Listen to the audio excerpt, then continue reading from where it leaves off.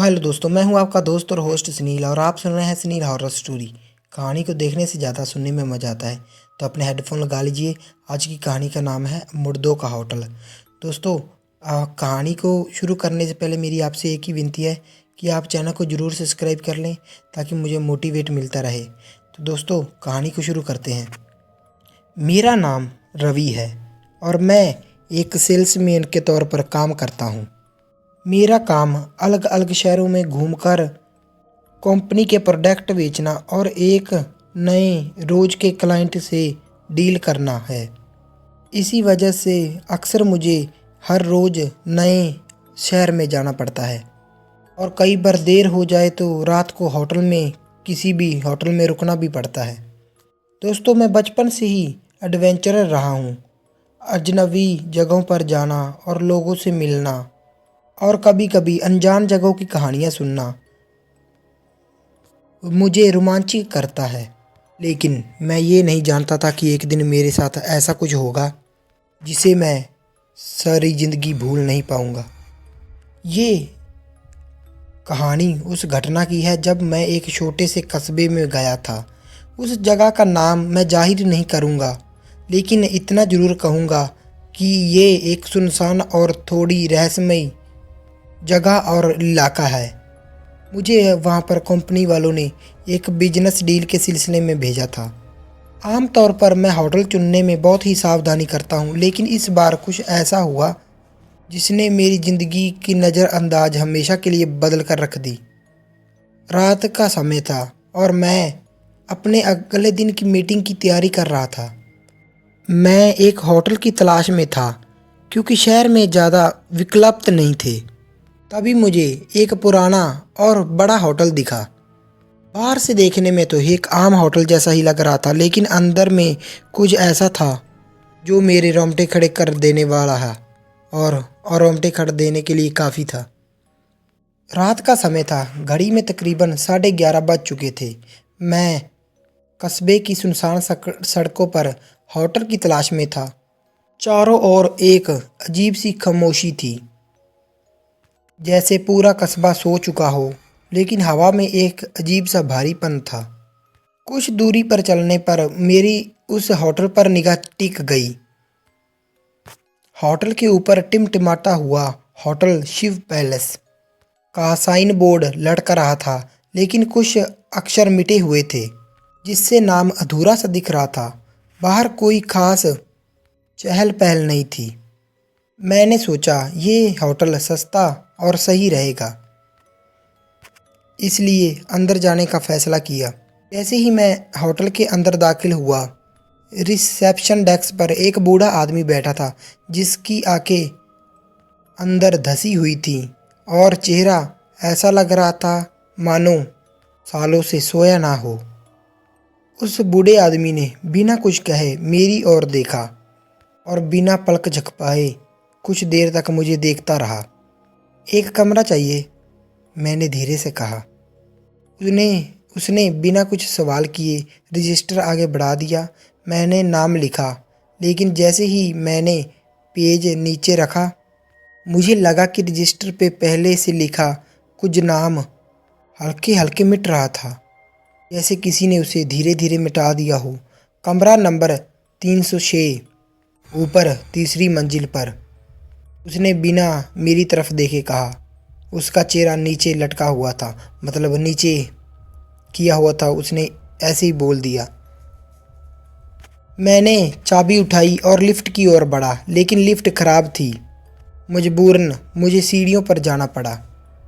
तीसरी मंजिल पर पहुंचते ही माहौल एकदम बदल गया। एक अजीब सी नमी थी, जैसे कई सालों से वहां हवा नहीं चली हो।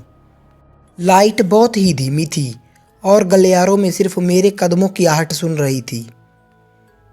जैसे जैसे मैं अपने कमरे नंबर 306 की ओर बढ़ रहा था, मुझे लगा कि मेरे पीछे कोई है या मेरे पीछे मुझे कोई देख रहा है। एक ठंडी सी सांस मेरी गर्दन के पास महसूस हुई, लेकिन जब मैंने मुड़कर देखा तो वहाँ कोई नहीं था। कमरा खोलते ही एक अजीब सी गंध आई। ऐसा लग रहा था कि कमरों में सालों से कोई रुक ही नहीं रहा था और मेरे कमरे में भी ऐसा ही लग रहा था। मैंने दरवाज़ा बंद किया और लाइट ऑन की। कमरा एकदम सामान्य था। मैंने खुद से कहा, चलो भाई, आज के दिन तो कैसे तैसे निकालना ही पड़ेगा, बस ये रात गुजर जाए कैसे भी। एक पुराना सा बेड, एक लकड़ी की अलमारी, एक टेबल और एक बड़ा सा शीशा। लेकिन जैसे ही मैंने उठकर शीशे में देखा तो मेरे तो पैरों के नीचे से ज़मीन खिसक गई। मेरी सांसें रुक गई एकदम। मैंने झटके से पीछे मुड़कर देखा, सब कुछ ठीक था। लेकिन जैसे ही मैंने दोबारा शीशे में देखा, अब सिर्फ उसमें एक जोड़ी आंखें दिख रही थी। लेकिन जब मैंने पहले देखा था, शीशे में मेरा अक्सर था ही नहीं, मेरी परछाई ही नहीं थी। और जो आंखें अब दिख रही थी वो मुझे घूर रही थी। तभी मेरी सांसें तेज हो गई, आंखें चौड़ी हो गईं। मैं सामने खड़ा था, एक जोड़ी लाल आंखें मुझे घूर रही थी सामने से।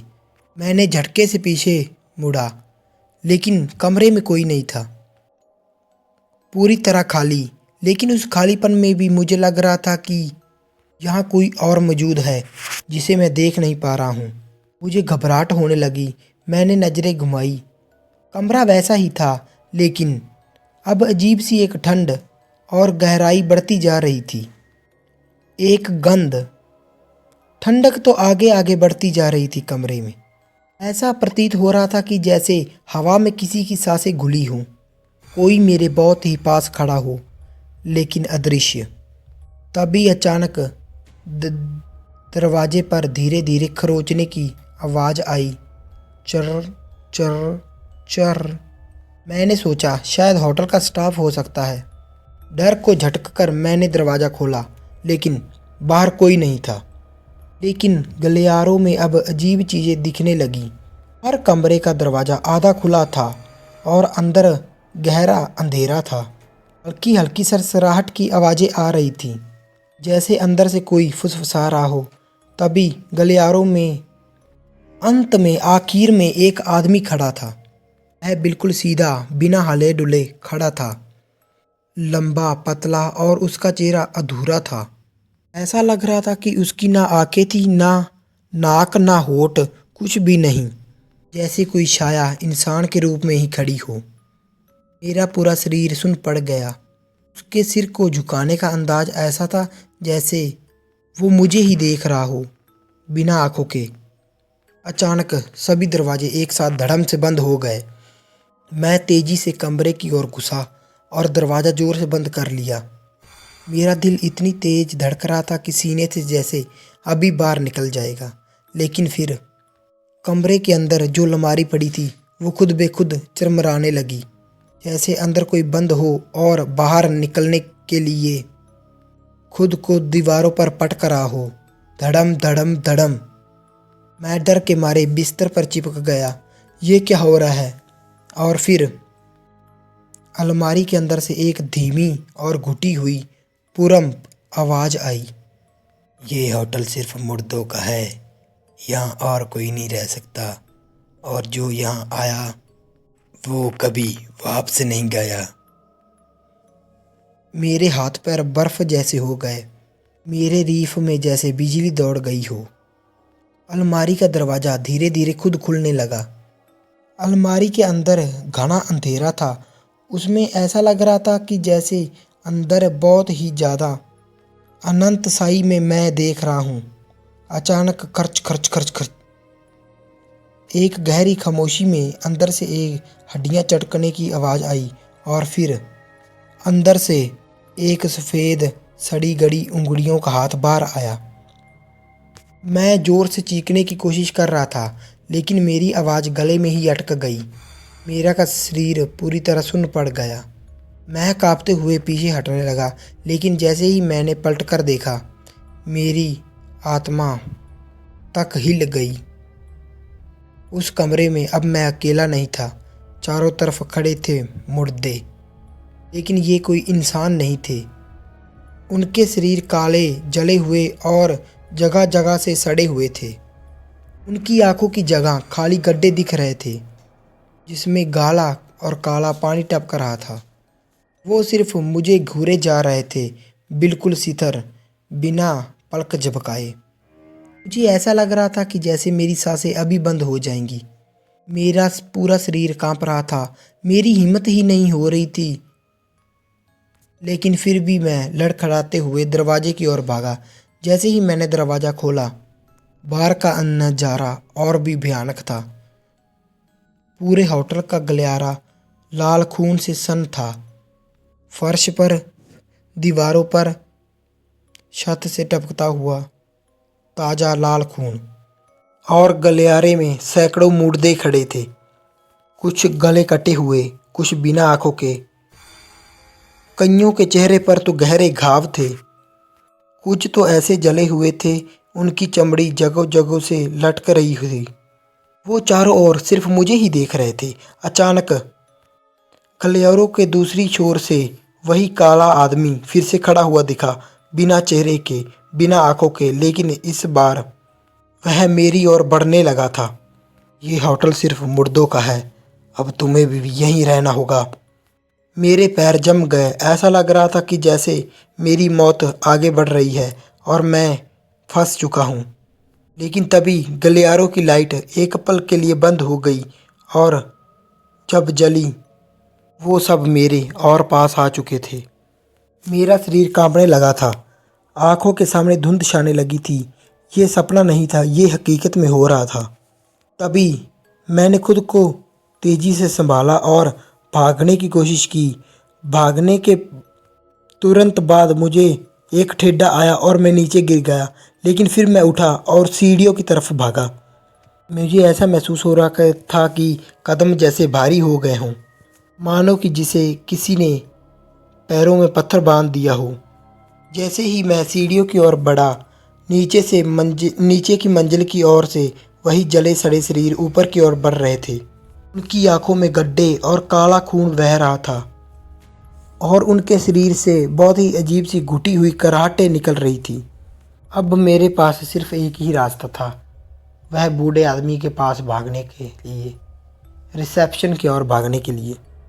मैंने जितना तेज हो सकता था नीचे दौड़ लगाई। हर कदम पर ऐसा लग रहा था कि कोई मुझे पीछे से खींचने की कोशिश कर रहा है।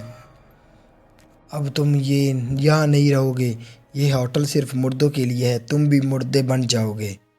यही आवाज़ मेरे दिमाग में गूंज रही थी। जैसे जैसे मैं नीचे पहुंच रहा था, वैसे वैसे हवा में एक अजीब सी बदबू और भारीपन बढ़ता जा रहा था। आखिरकार मैं ग्राउंड फ्लोर पर आ गया। रिसेप्शन पर वह बूढ़ा आदमी बैठा था। मुझे सांस में सांस आई। मैं बोलने ही वाला था, लेकिन अब उसकी शक्ल और भी भयानक हो गई थी। उसकी आंखें काली पड़ चुकी थी और होठ फटे हुए थे और दांत खून से सने हुए थे। उसका चेहरा धीरे धीरे किसी और शक्ल में बदलने लगा, एक डरावना भूतिया चेहरा। और फिर वह हंसने लगा। उसकी हंसी ऐसी थी कि जैसे सैकड़ों लोग एक साथ हंस रहे हों, भयानक, गहरी और गूंजती हुई। भाग सकता है तो भाग के दिखा, लेकिन एक बात याद रखना, इस होटल से कोई नहीं निकलता। मेरे हाथ पैर ठंडे पड़ गए। दरवाज़ा अब सिर्फ कुछ ही कदम दूर था। मैंने पूरी ताकत से उसकी तरफ भागा, लेकिन जैसे ही मैं दरवाजे के पास ही पहुंचा, दरवाज़ा खुद ब खुद बंद हो गया। बाहर बहुत ही ज़्यादा अंधेरा था, लेकिन उस अंधेरे में सैकड़ों जली हुई लाल आंखें चमक रही थी। दूसरी ओर दरवाज़ा खुद ब खुद बंद हो गया। कोई इस होटल से जिंदा नहीं गया। वह बूढ़ा आदमी अब रिसेप्शन के पीछे नहीं था, वो अब मेरे सीधा सामने खड़ा था। उसकी आंखों से लाल खून टपक रहा था और चेहरा उसका धीरे धीरे नीचे पिघल रहा था। और उसकी मुस्कान, वो मुस्कान मानो आज तक नहीं मैं भूल पाया, मानो किसी राक्षस की हो।